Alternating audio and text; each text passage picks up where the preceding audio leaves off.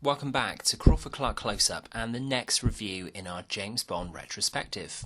Having already put the Connery era of the series to bed, we return to 1968 and the pre-production on the sixth official film in the series, the long-postponed adaptation of Fleming's 1962 novel On Her Majesty's Secret Service.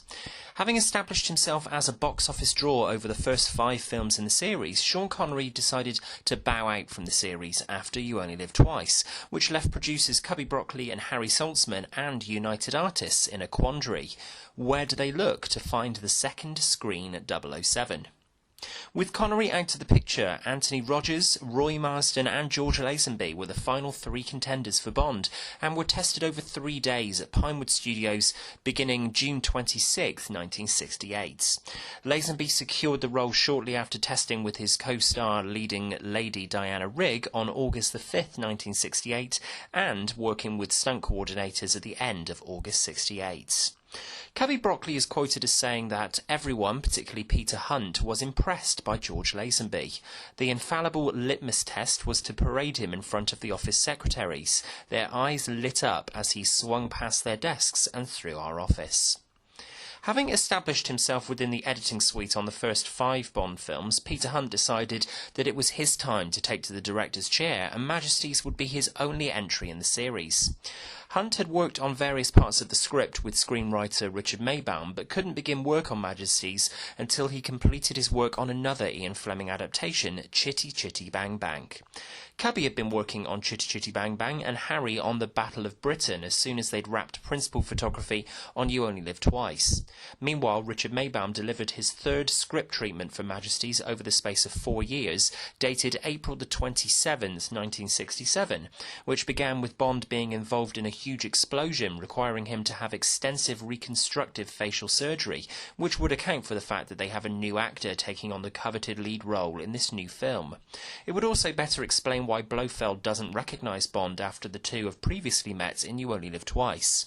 The facial surgery was dropped from the script before filming commenced as Peter Hunt felt that it was unnecessary filler that added nothing to the story and they should just launch into introducing Lazenby as Bond as quickly as possible. A press conference was held in London at the Dorchester Hotel with George Lazenby in attendance on October 7, 1968, and a week later the press were invited back to meet Diana Rigg. Peter Hunt insisted on an experienced actress like Rigg to take on the emotional complexities of the character Tracy from Fleming's novel, and for Rigg to be a support to the then unknown Lazenby. The film opens with a spin on the traditional gun barrel, with Lazenby making an executive decision to drop to one knee and fire the gun.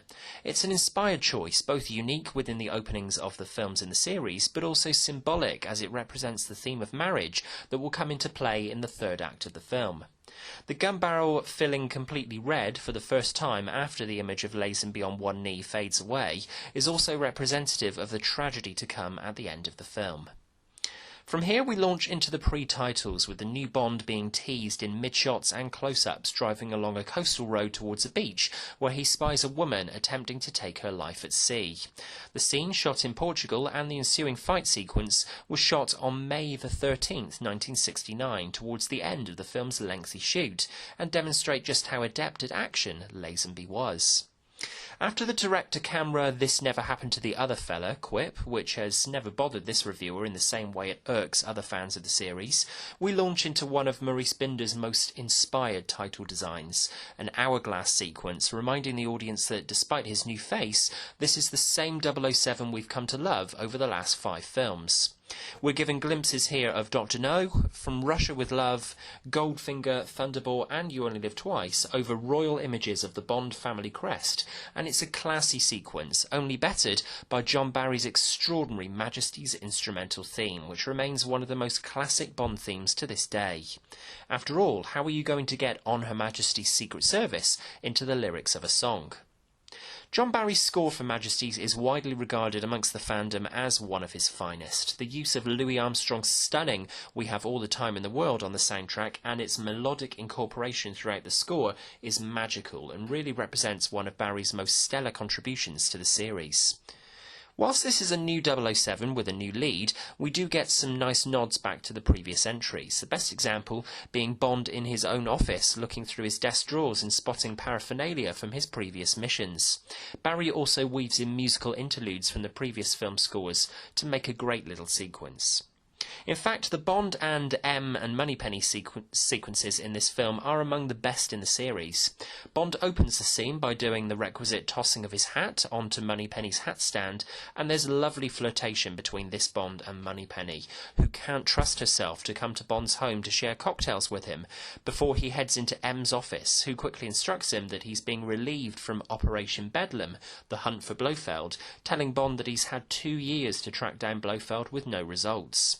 Disgusted, Bond instructs Moneypenny to send to M Bond's resignation from the service, but knowing that Bond is just acting impulsively, she hands M a request for 2 weeks' leave, which M grants. Both M and Bond realise how valuable Moneypenny is to the service, and it's a fantastic scene. We also get a glimpse into M's personal life this time around as Bond visits him at his home, Quarterdeck, whilst M is enjoying some lepidoptery, and Bond and Moneypenny get a genuinely sweet moment where Bond tosses his hat back at Moneypenny as he is about to drive off with Tracy after his wedding ceremony. The great thing about Majesties is that, whilst the previous 3 films in particular contained an abundance of gadgetry and elaborate sets, this film is significantly pared down, deciding to focus on character development, and as such, remains one of the most faithful adaptations of Fleming's material. The film takes an almost leisurely pace for most of the first act before Bond heads to Peace Gloria, posing as Sir Hilary Bray from the College of Arms.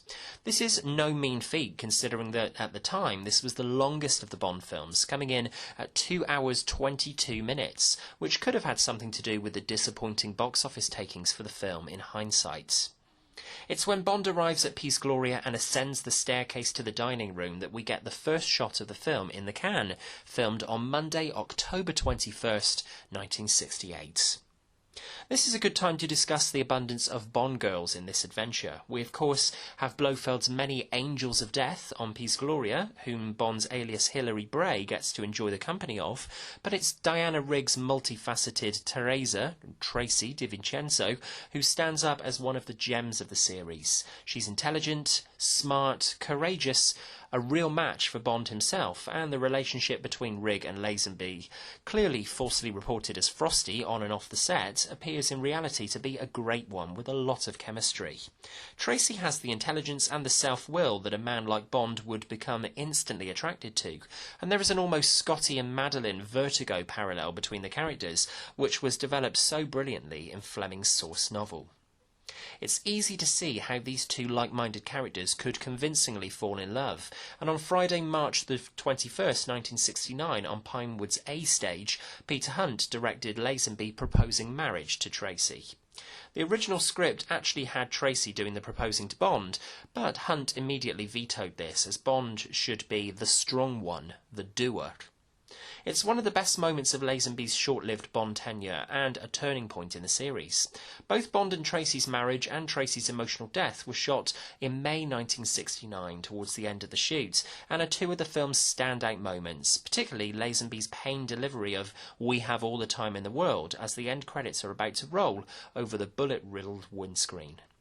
The villains of the film come direct from Fleming's novel, with Ilse Steppat playing the repulsive Irma Bunt to perfection, and Telly Savalas being more of a physical adversary in his interpretation of Ernst Stavro Blofeld, and both work well against Lazenby.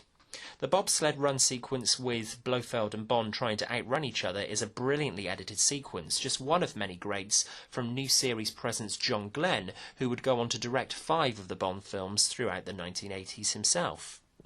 We've discussed all the main ingredients surrounding Majesties except for the film's 007, George Lazenby. A bone of contention amongst the Bond fandom is how Lazenby portrays the character, taking over from the impressionable Sean Connery, and we think Lazenby commits himself admirably to the role. Back at the press conference in 1968, Lazenby was worried that his inexperience would show, and he just wanted to ensure that he played the part well, and he certainly succeeds in this respect. Yes, he was inexperienced as an actor, with modelling work and a chocolate commercial the only credits to his name, but for the most part you wouldn't really know it from Lazenby's grounded portrayal of Bond.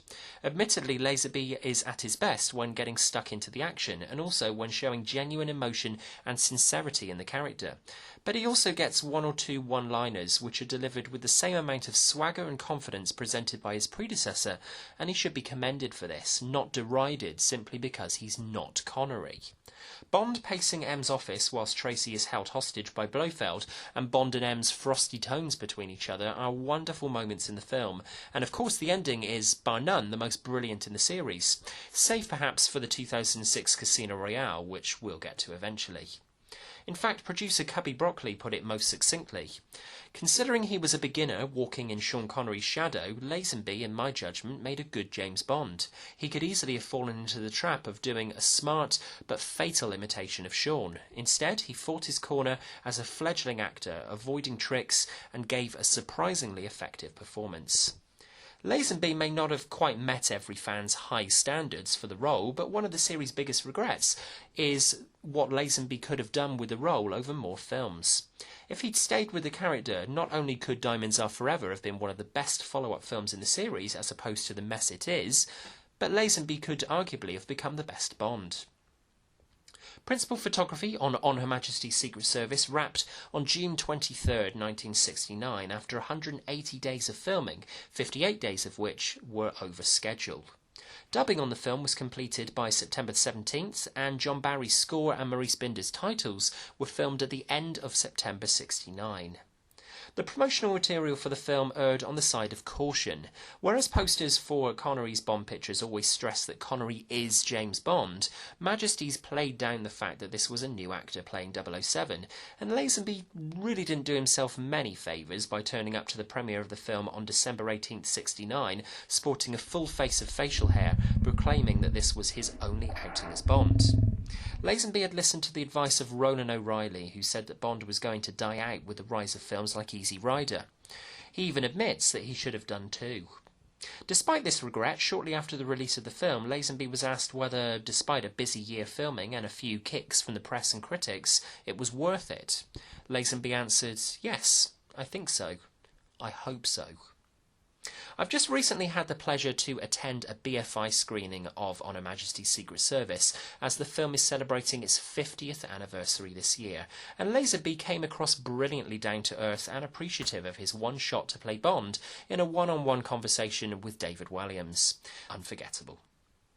The great part of this idolised screen character is that, in concurrence with the film's director, Bond isn't Connery, Lazenby, or any of the others. He's simply James Bond. What director Hunt ultimately delivers with On Her Majesty's is a raw, engaging adventure, and along with John Glenn's erratic editing technique, no doubt influenced by Hunt's own editing of Connery's Bond adventures, presents us with an adrenaline-charged Bond adventure. As Moneypenny insightfully recognises, same old James, only more so. From Crawford-Clark Close-Up.